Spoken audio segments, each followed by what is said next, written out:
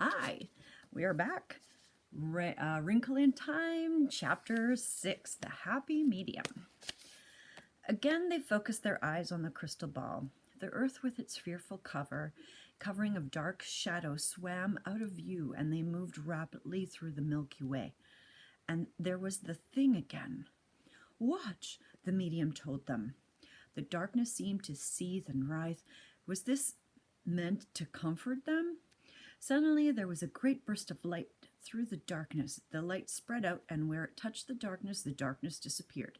The light spread until the patch of dark thing had vanished, and there was only a gentle shining, and through the shining came the stars clear and pure. Then, slowly, the shining dwindled until it too was gone, and there was nothing but stars and starlight. No shadows, no fear. Only the stars and the clear darkness of space, quite different from the fearful darkness of the thing. You see, the medium cried, smiling happily. It can be overcome. It is being overcome all the time. Mrs. Whatsit sighed, a sigh so sad that Meg wanted to put her arms around her and comfort her. Tell me exactly what happened then, please, Charles Wallace said in a small voice. It was a star, Mrs. Whatsit said sadly, a star giving up its life in battle with the thing. It won. Oh, yes, my children, it won, but it lost its life in the winning. Mrs. Witch spoke again. Her voice sounded tired, and they knew that speaking was a tremendous effort for her. It was not so long ago for you, was it? She asked gently. Mrs. Whatsit shook her head. Charles Wallace went up to Mrs. Whatsit. I see. Now I understand. You were a star once, weren't you? Mrs. Whatsit covered her face with her hands as though she were embarrassed and nodded. And you did what the star just did. With her face still covered, Mrs. Whatsit nodded again. Charles Wallace looked at her very solemnly. I should like to kiss you. Mrs. Whatsit took her hands down from her face and pulled Charles Wallace to her in a quick embrace. He put his arms around her neck, pressed his cheek against hers, and then kissed her. Meg felt that she would have liked to kiss Mrs. Whatsit too, but that, after Charles Wallace, anything that she or Calvin did or said would be anticlimax. She contented herself with looking at Mrs. Whatsit, even though she was used to Mrs. Whatsit's odd get-up, and the very oddness of it was what made her seem so comforting. She realized with a fresh shock that it was not Mrs. Whatsit herself that she was seeing at all. The true Mrs. Whatsit, Meg realized, was beyond human understanding. What she saw was only the game Mrs. Whatsit was playing. It was an amusing and charming game, a game full of both laughter and comfort, but it was only the tiniest facet of all the things Mrs. Whatsit could be. I didn't want to tell you, Mrs. Whatsit faltered. I didn't mean ever to let you know, but, oh, my dears, I did so love being a star. You are still very young, Mrs. Witch said, her voice faintly kidding. The medium sat looking happily at the star-filled sky in her ball, smiling and nodding and chuckling gently, but Meg noticed that her eyes were drooping, and suddenly her head fell forward, and she gave a faint snore. Poor thing, Mrs. Whatsit said. We've worn her out. It's very hard work for her. Please, Mrs. Whatsit, Meg asked, what happens now? Why are we here? What do we do next? Where is Father? When are we going to him? She clasped her hands pleadingly. One thing at a time, love, Mrs. Whatsit said. Mrs. Who cut in. As paredes tem oividos. That's Portuguese. Walls have ears. Yes, let us go outside, Mrs. Whatsit said. Come, we'll let her sleep. But as they turned to go, the medium jerked her head up and smiled at them radiantly. You weren't going to go without saying goodbye to me, were you? She asked. We thought you'd just let you sleep, dear. Mrs. Whatsit patted the medium's shoulder. We worked you terribly hard, and we know you must be very tired. but I was going to give you some ambrosia or nectar or at least some tea.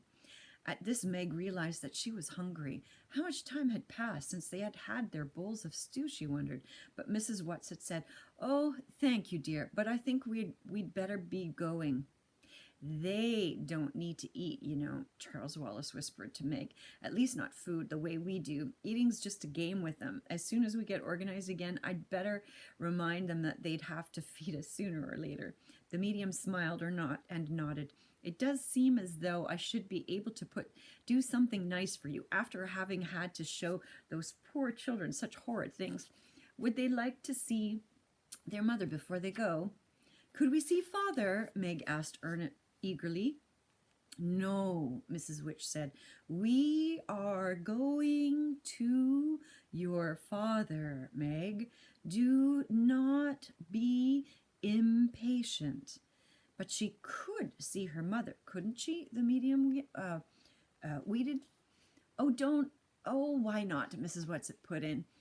"It won't take long and it can't do any harm." "And Calvin, too?" Meg asked. "Could he see his mother, too?" Calvin touched Meg in a quick gesture, and whether it was of thanks or apprehension, she was not sure. "I think it is a mistake." Mrs. Witch was disapproving. "But since you have mentioned it, I suppose you must go ahead." "I hate it when she gets cross," Mrs. Whatsit said, glancing over at Mrs. Witch. "And the trouble is, she always seemed to be right. But I really don't see how it could hurt, and it might make you all feel better. Go on, medium dear." The medium, smiling and humming softly, turned the crystal ball a little between her hands. Stars, comets, planets flashed across the skies, and then the earth came into view again. The darkened earth closer, till it filled the globe, and they had somehow gone through the darkness until the soft white of clouds and gentle outlining of continents shone clearly. "Calvin's mother first," Meg whispered to the medium. The globe became hazy, cloudy, then shadows began to solidify, to clarify, and they were looking into an untidy kitchen with a sink full of unwashed dishes. In front of the sink stood an unkempt woman with gray hair stringing about her face. Her mouth was open, and Meg could see the toothless gums, and it seemed that she could almost hear her screaming at two small children who were standing by her. Then she grabbed a long wooden spoon from the sink and began whacking one of the children. "Oh dear," the medium murmured, and the picture began to dissolve. "I really didn't—" "It's all right," Calvin said in a low voice. "I think I'd rather you knew." Now, instead of reaching out to Calvin for safety, Meg took his hand in hers, not saying anything in words, but trying to tell him by the pressure of her fingers what she felt.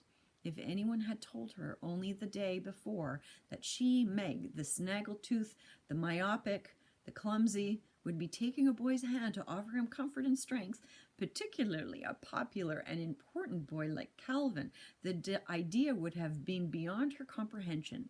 But now it seemed as natural to want to help and protect Calvin as it did Charles Wallace.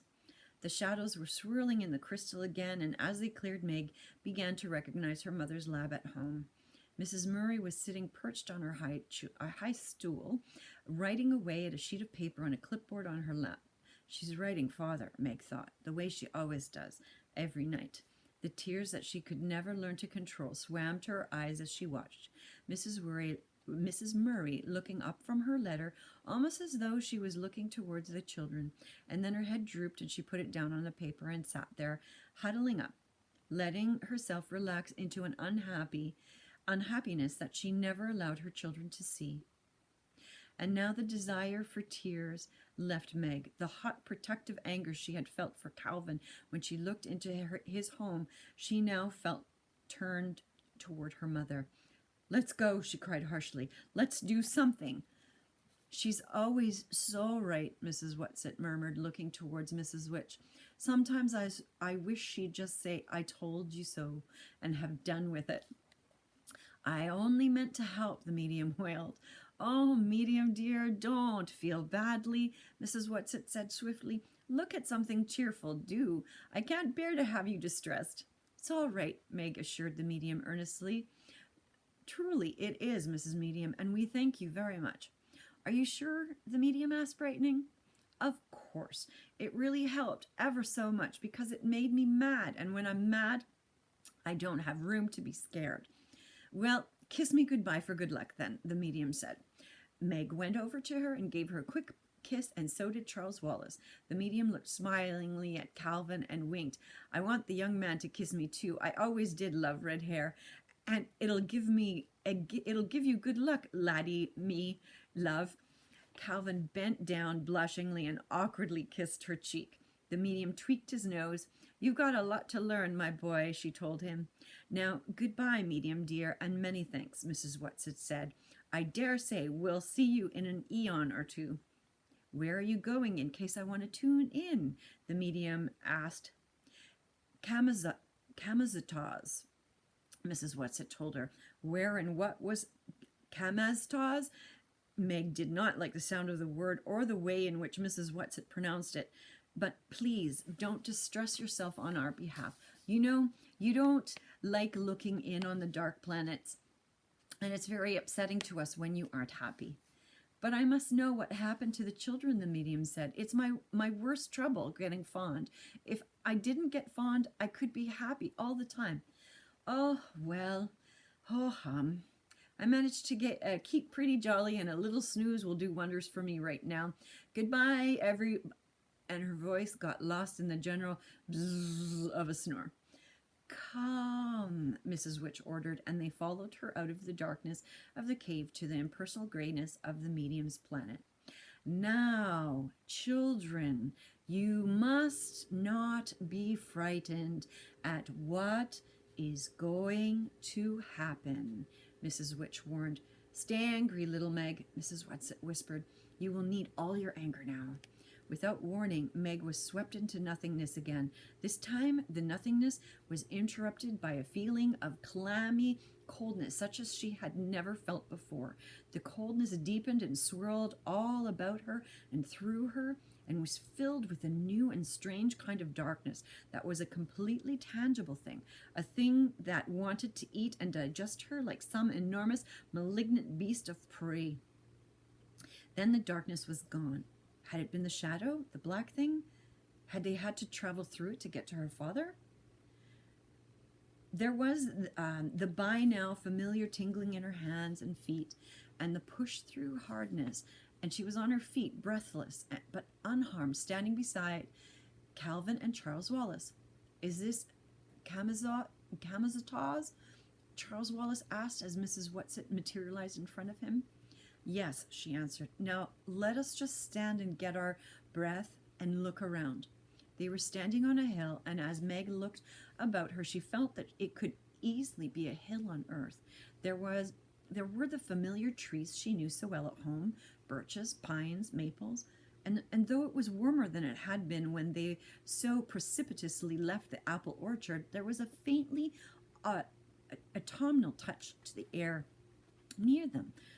Near them were several small trees with reddened leaves, very like sumac, and a big patch of goldenrod-like flowers. As she looked down the hill, she could hear the smoke. She could see the smokestacks of a town, and it might have been one of any number of familiar towns. There seemed to be nothing strange or different or frightening in the landscape. But Mrs. Whatsit came to her and put an arm around her comfortingly. I can't stay with you here, you know, love, she said. You 3 children will be on your own. We will be near you, we will be watching you, but you will not be able to see us or to ask us for help, and we will not be able to come to you. But is Father here? Meg asked tremblingly. Yes, but where? When will we see him? She was poised for running, as though she was going to sprint off immediately to wherever her father was. That I cannot tell. You will just have to wait until the propitious moment. Charles Wallace looked steadily at Mrs. Whatsit. Are you afraid for us? A little. But if you weren't afraid to do what you did when you were a star, why should you be afraid for us now? But I was afraid, Mrs. Whatsit said gently. She looked steadily at each of the 3 children in turn. You will need help, she told them, but all I am allowed to give you is a little talisman. Calvin, your greatest gift is your ability to communicate with all kinds of people. So for you, I will strengthen this gift. Meg, I give you your faults. My faults? Meg cried. Your faults. But I'm always trying to get rid of my faults. Yes, Mrs. Whatsit said. However, I think you'll find they'll come in very handy on Camazotz.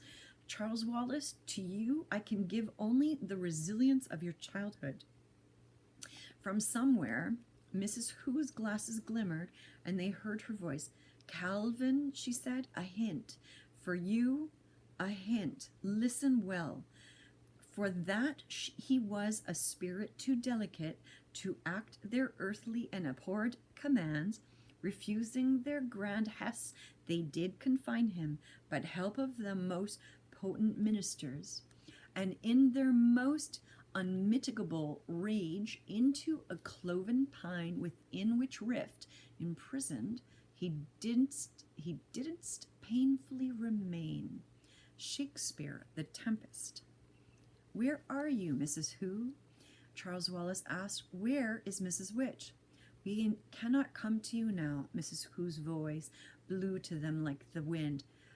Alles bin nicht, I'm butchering this, I'm sure. Deutsch will ist mir bewusst. Goeth. I do not know everything, still many think I understand. That is for you, Charles. Remember that you do not know everything. Then the voice was directed to Meg. To you I leave my glasses, little blind as a bat, but do not use them except as a last resort. Save them for the final moment of peril. As she spoke, there was another shimmer of spectacles, and then it was gone. And the voice faded out with it. The spectacles were in Meg's hand. She put them carefully into the breast pocket of her jacket, and the knowledge that they were there somehow made her feel a little less afraid. To all 3 of you I give my command, Mrs. Witch said. Go down into the town. Go together. Do not let them separate you. Be strong. There was a flicker, and then it vanished. Meg shivered. Mrs. Whatsit must have seen the shiver, for she patted Meg on the shoulder. Then she turned to Calvin. Take care of Meg. I can take care of Meg, Charles Wallace said rather sharply. I always have. Mrs. Whatsit looked at Charles Wallace, and the creaky voice seemed somehow both to soften and to deepen at the same time. Charles Wallace, the danger here is greatest for you. Why? Because of what you are.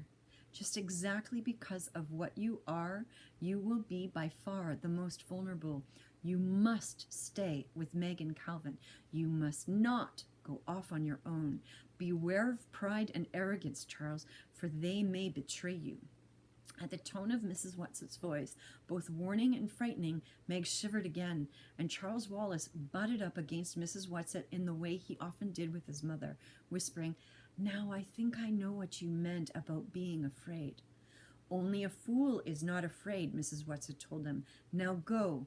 And where she has been, there was only sky and grasses and a small rock. Come on, Meg said impatiently. Come on, let's go. She was completely unaware that her voice was trembling like an aspen leaf. She took Charles Wallace and Calvin each by the hand and started down the hill. Below them, the town was laid out in a harsh angular patterns. The houses in the outskirts were all exactly alike, small square boxes painted gray. Each had a small rectangular plot of lawn in front with a straight line of dull-looking flowers edging the path to the door. Meg had a feeling that if she could count the flowers there would be exactly the same number for each house. In front of all the houses, children were playing. Some were skipping rope, some were bouncing balls, Meg felt vaguely that something was wrong with their play. It seemed exactly like children playing around any housing development at home, and yet there was something different about it. She looked at Calvin and saw that he too was puzzled. "Look," Charles Wallace said suddenly, "they're skipping and bouncing in rhythm. Everyone's doing it exactly the same moment." This was so. As the skipping rope hit the pavement, so did the ball. As the rope curved over the head of the jumping child, the child with the ball caught the ball.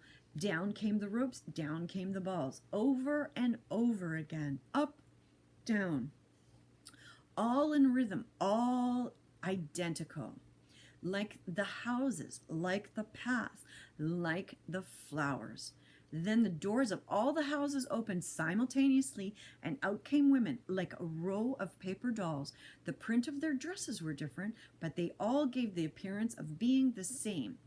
Each woman stood on the steps of her house. Each clapped. Each child with the ball caught the ball. Each child with the skipping rope folded the rope. Each child turned and walked into the house. The doors clicked shut behind them. "How can they do it?" Meg asked wonderingly. "We couldn't do it that way if we tried. What does it mean?" Let's get back. Let's go back." Calvin's voice was urgent. "Back?" Charles Wallace asked. "Where?" "I don't know. Anywhere. Back to the hill. Back to Mrs. Whatsit and Mrs. Who and Mrs. Which. I don't like this." "But they aren't there. Do you think they'd come to us if we turned back now?" "I don't like it," Calvin said again. "Come on!" Impatience made Meg squeak. "You know we can't go back. Mrs. Witch said to go into the town." She started on down the street, and the two boys followed her. The houses, all identical, continued as far as the eye could reach. Then, all at once, they saw the same thing and stopped to watch. In front of one of the houses stood a little boy with a ball, and he was bouncing it. But he bounced it rather badly and with no particular rhythm. Something dropped, sometimes dropping it and running after it with an awkward, furtive leap, sometimes throwing it into the air and trying to catch it. The door of his house opened and out ran one of the mother figures. She looked wildly up and down the street, saw the children, and put her hand to her mouth as though to stifle a scream, grabbed the little boy and rushed indoors with him. The ball dropped from his fingers and rolled out into the street. Charles Wallace ran after it and picked it up, holding it out for Meg and Calvin to see. It seemed like a perfectly ordinary brown rubber ball. "Let's take it into him and see what happens," Charles Wallace suggested. Meg pulled at him. "Mrs. Witch said for us to go on into the town." "Well, we are in the town, aren't we? The outskirts, anyhow. I want to know more about this. I have a hunch it may help us later. You go on in if you don't want to come with me." "No," Calvin said firmly. "We're going to stay together. Mrs. Whatsit said we aren't to let them separate us, but I'm with you on this. Let's knock and see what happens." They went up the path to the house, Meg reluctant, eager to get on into the town. "Let's hurry," she begged. "Please, don't you want to find Father?" "Yes," Charles Wallace said, "but not blindly. How can we help him if we don't know what we're up against? And it's obvious we've been brought here to help him, not just to find him." He walked briskly up the stairs and knocked at the door. They waited. Nothing happened. Then Charles Wallace saw a bell, and this he rang. They could hear the bell buzzing in the house, and the sound of it echoed down the street. After a moment, the mother figure opened the door. All up and down the street, other doors opened, but only a crack. And eyes peered towards the three children, and the woman looked fearfully out the door at them. "What do you want?" she asked. "It isn't paper time yet. We've had milk time. We've had this month's polar plush person, and I've given my decency donations regularly. All my papers are in order." "I think your little boy dropped his ball," Charles Wallace said, holding it out. The woman pushed the ball away. "Oh, no, the children in our section never drop balls. They're all perfectly trained. We haven't had an aberration for 3 years. All up and down the block, heads nodded in agreement. Charles Wallace moved closer to the woman and looked past her into the house. Behind her in the shadows, he could see the little boy, who must have been about his own age. You can't come in, the woman said. You haven't shown me any papers. I don't have to let you in if you haven't any papers. Charles Wallace held the ball out beyond the woman so that the little boy could see it. Quick as a flash, the boy leaped forward and grabbed the ball from Charles Wallace's hand, then darted back into the shadows. The woman went very white, opened her mouth as though to say something, then slammed the door in their faces instead. All up and down the street doors slammed. What are they afraid of? Charles Wallace asked. What's the matter with them? Don't you know? Meg asked him. Don't you know what all this is about, Charles? Not yet, Charles Wallace said. Not even an inkling, and I'm trying, but I didn't get through anywhere. Not even a chink. Let's go. He stumbled down the steps. After several blocks, the houses gave way to apartment buildings. At least Meg felt sure that was what they must be. They were fairly tall, rectangular buildings, absolutely plain. Each window, each entrance, exactly like every other. Then coming toward them down the street was a boy about Calvin's age riding a machine that was something like a combination of a bicycle and a motorcycle. It had the slimness and lightness of a bicycle, and yet at the foot pedals,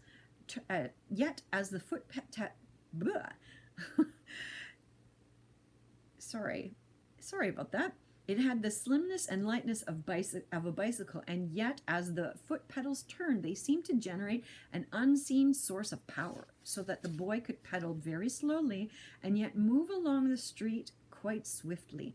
As he reached each entrance, he thrust one hand into a bag he wore slung over his shoulder, pulled out a roll of papers, and tossed it into the entrance.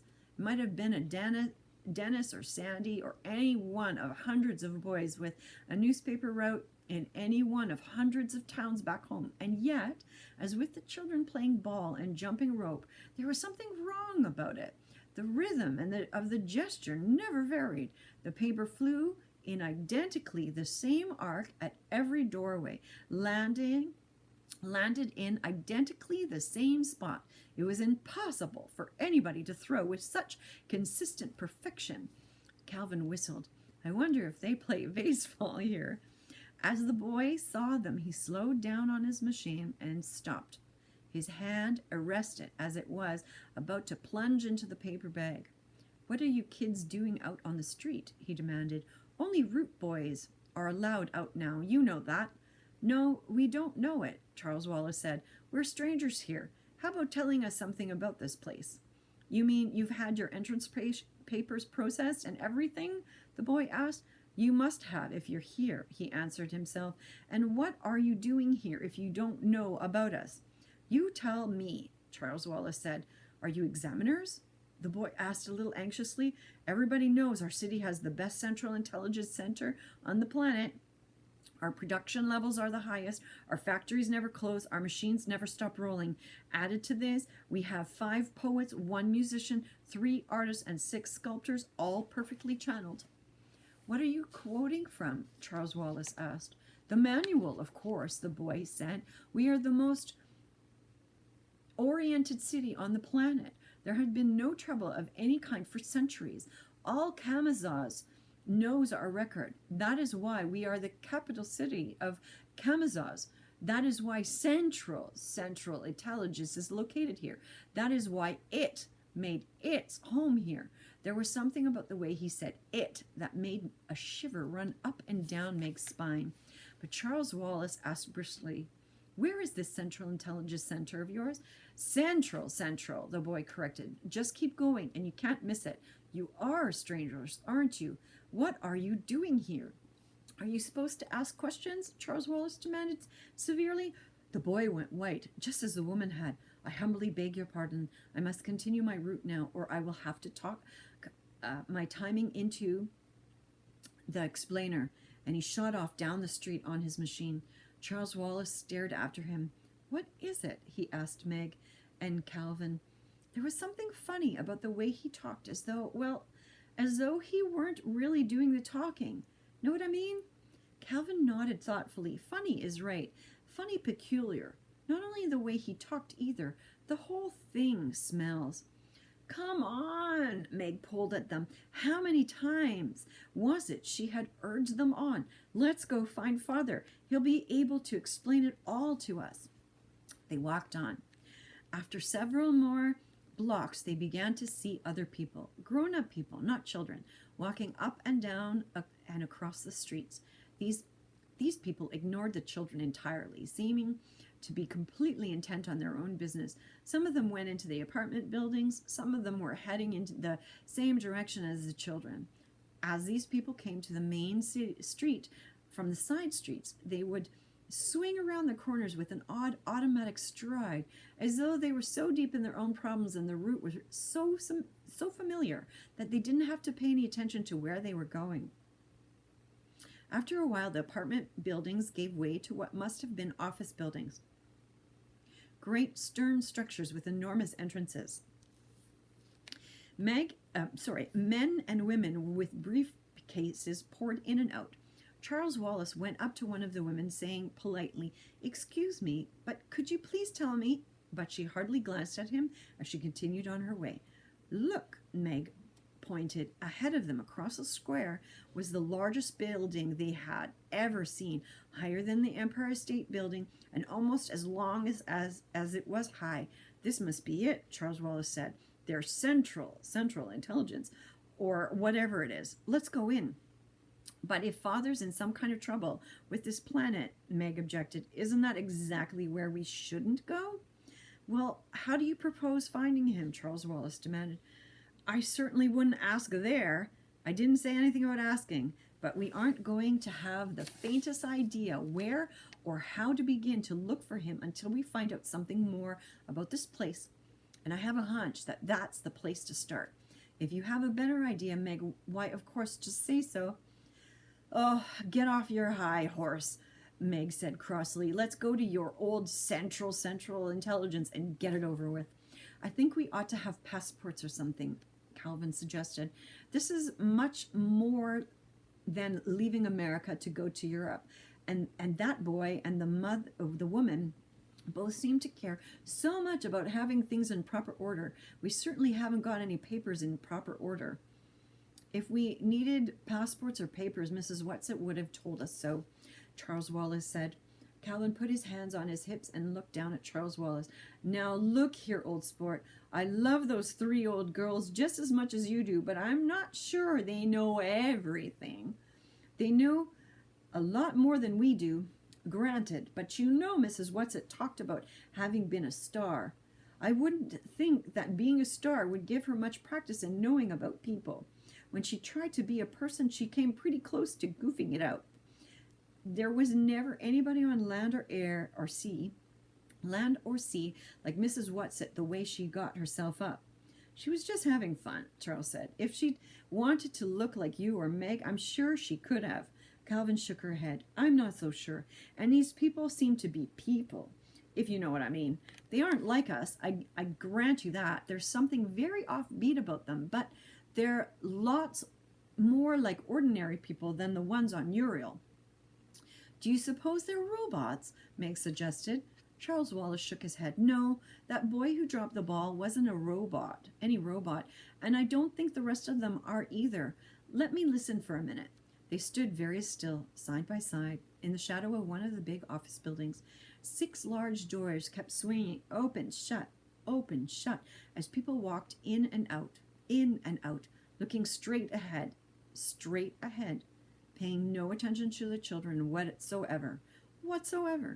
Charles wore his listening, probing look. "They're not robots," he said suddenly and definitely. "I'm not sure what they are, but they're not robots. I can feel minds there. I can't get at them at all, but I can feel them, sort of pulsing. Let me try a minute more." The 3 of them stood there very quietly. The doors kept opening and shutting, and the stiff people hurried in and out, walking jerkily like figures in an old silent movie. Then abruptly, the stream of movement thinned. There was only a few people, and these moved more rapidly, as if the film had been sped up. One white-faced man in a dark suit looked directly at the children and said, Oh dear, I shall be late, and flickered into the building. He's like the White Rabbit, Meg giggled nervously. I'm scared, Charles said. I can't reach them at all. I'm completely shut out. We have to find Father, Meg started again. Meg, Charles Wallace's eyes were wide and frightened. I'm not sure I'll even know Father. It's been so long, and I was only a baby. Meg's reassurance came quickly. You'll know him. Of course you'll know him. The way you'd know me, even without looking, because I'm always there for you. You can always reach me. And yes, Charles punched one small fist into an open palm with a gesture of great decision. Let's go to Central Intelligence. Calvin reached out and caught both Charles and Meg by the arm. You remember when we met, you asked me why I was there? And I told you it was because I had a compulsion, a feeling I had just to come to that particular place at that particular moment. Yes, sure. I've got another feeling. Not the same kind, a different one. A feeling that if we go into that building, we're going into terrible danger. And that concludes chapter 6. All right. See you next time for chapter 7. See ya. Bye-bye.